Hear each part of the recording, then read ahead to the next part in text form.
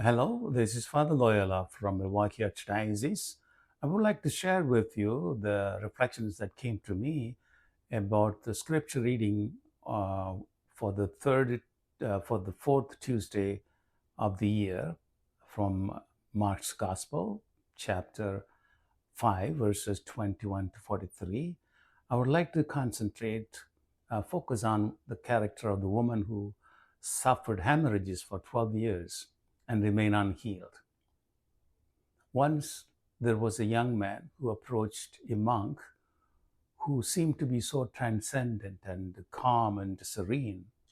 So he believed that monk had an experience of God. So he asked him to teach him how to experience God deep in the heart.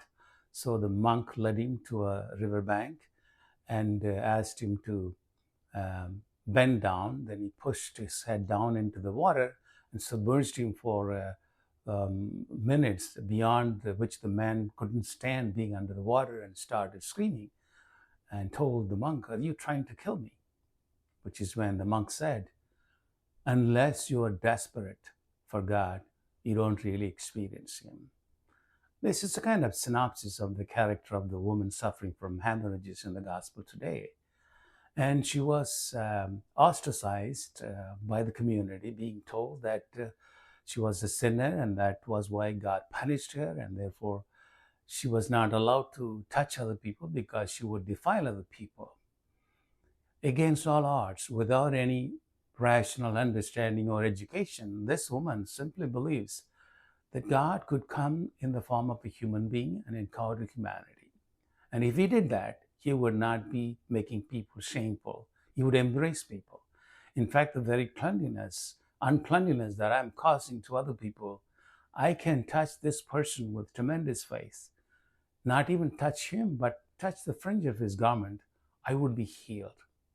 It's an extraordinary understanding that goes beyond logic and reason. And therefore, she was being rewarded. And Jesus publicly asks, "Who touched me?" Not to intimidate her, but there was a message. And when the woman came and told Jesus the whole truth, and Jesus told her, as he normally does, "Woman, your faith has saved you." He does not normally say, "Your faith has healed you," because healing physically, being healed physically is one thing, but being saved is a total redemption of body, mind, and soul, recognizing God's kingdom breaking in on earth and trusting that daringly, which is what the woman said.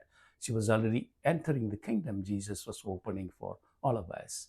And then he would also go on to say, "You have been healed."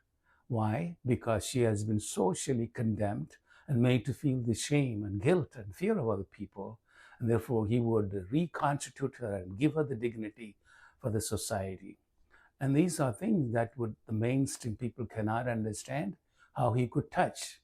As we saw in the last Sunday's gospel, he would be a sign of contradiction.